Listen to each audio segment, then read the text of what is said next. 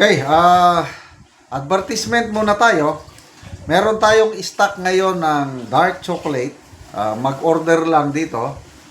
0916-9000997. First come, first serve po.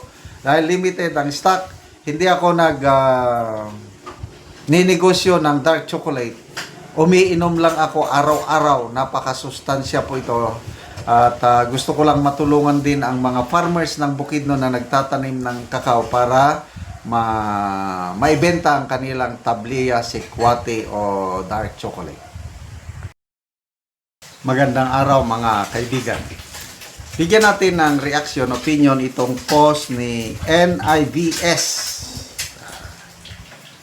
Payag ito ni ex-congressman Stephen Paduano tungkol sa pagtakbo ni VP Sara as President for 2028.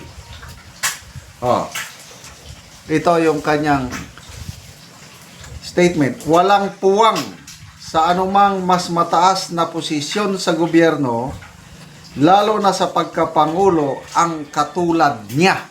Niya, meaning si VP Sara. Okay. I am not sure kung talagang sinabi niya ito.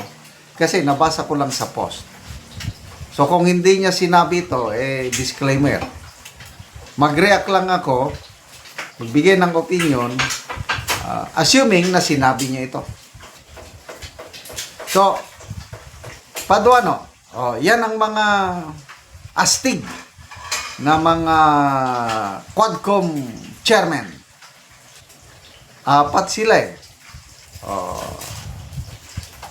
Barbers, Acop, Paduano, and Abante. Yan yung apat na committee. So, ang naiwan na lang sa 20th Congress, si Abante na lang. Supposed to be, wala nang naiwan, kailang, itong si Abante natalo sa eleksyon, kailang pinaupo pa rin ng COMELEC. Kaya supposed to be, wala ng Quadcom ngayon. Fernandez, wala na rin. Makita natin sa Quadcom kung paano nila sinira ang mga Duterte. Kaya no wonder na ganito yung mga statements nila, Paduano. Hindi daw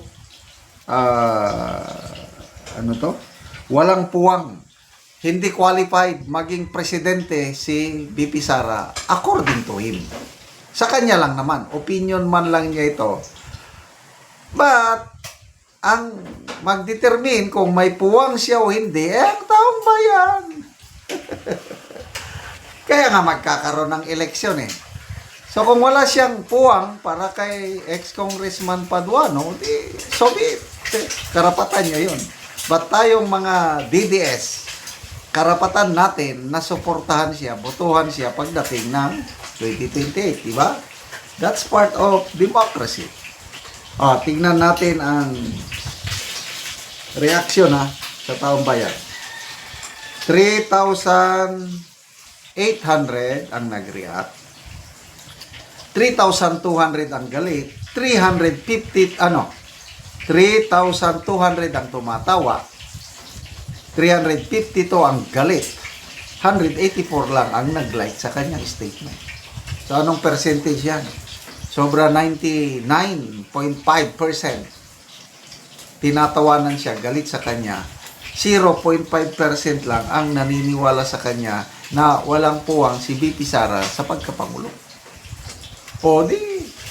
Galingan ninyo na matalo si anong sabi ni Congressman Abante, the last man standing sa Quadcom. Lalo daw siyang lalo siyang na-encourage o lalo siyang lalaban, lalo siyang magsumikap na tanggalin si VP Sara through impeachment. Well, it remains to be seen.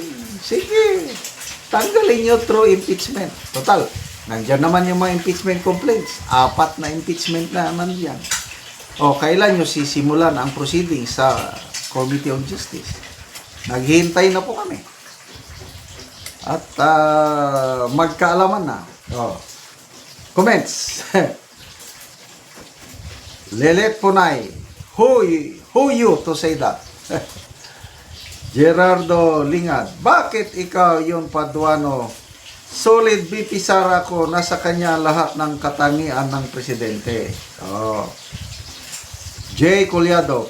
Pinagtutulungan nila kasi alam nila hindi nila kaya yan. Pag nanalo yan, yari kayo. Yeah. Napakaganda yung interview ng mga banateros kay BP Sara kagabi. Maghihiganti ka ba pag manalong presidente? Napakagandang sagot ni BP. Wala sa aking karakter na maghiganti sa mga nakalaban ko sa politika. So, sinay niya example nangyari sa Davao. Kaya lang, ito ang kaya lang. Sa mga nagnakaw, hindi pwedeng walang maparusahan. Yun, nakakatuwang pakinggan, di ba? Kasi sa ngayon, yung mga nagnakaw sa flood control pan at ibang punto ng gobyerno, parang safe na sila. Ang nakakulong lang si ex-Senator Revilla, kawawa.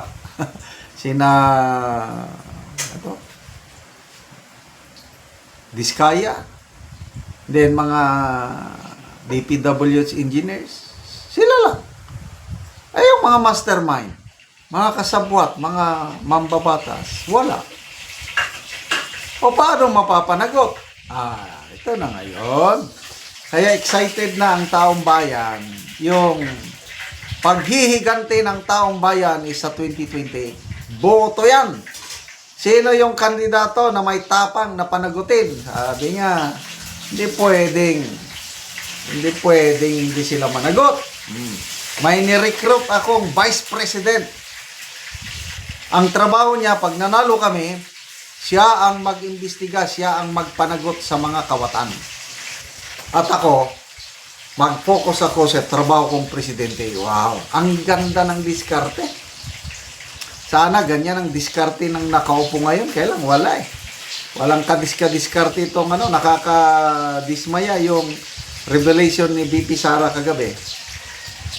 Ano yung napansin niyang ang presidente hindi tinutupad ang trabaho o ang pangako sa taong bayan. Iyon pala, mga first few weeks lang nagka-cabinet meeting. Okay pa. After that, wala na daw. Kanya-kanya na, bahala na kayo. Magtawag lang kami kung ano. Tingnan nyo, anong nangyayari sa bansa natin. Watak-watak, o walang focus, walang ano. So, talagang poor leadership, weak leadership, wala nang ibang rason. Kaya, sayang, hindi tayo nakinig kay Tatay Digong na weak leader yan. Huwag niyo akong sisihin pagdating ng panahon. Kaya salamat mga kaibigan sa inyong pagsubaybay sa ating channel. Nakakatulong kayo ng malaki sa tribong Talandig ng Bukidnon dahil ang income natin sa channel na ito is pantulong po sa tribo. Namimigay tayo ng libreng yero at pako para makapagpatayo sila ng mas maayos na tirahan. Panoorin nyo ang video na ito. Nani ang nahatag na mo ngayro, so mag-atop na ni karon ang natagaan namo. So tanggalo na gyud ang mga sako. Mga pluro. Guys. Tanggalo na gyud. Ang mga hero lata na kayo. Tungod sa kadugayon na, so mga sako na lang gyud dayon ang gipang butang.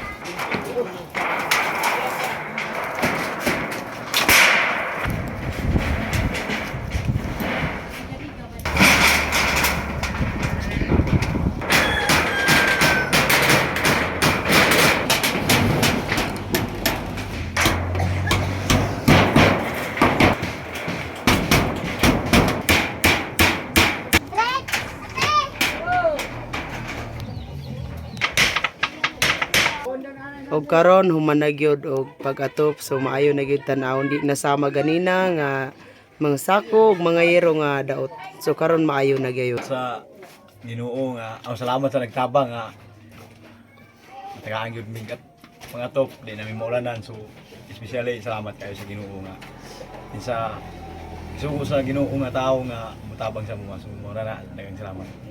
So salamat kaayo.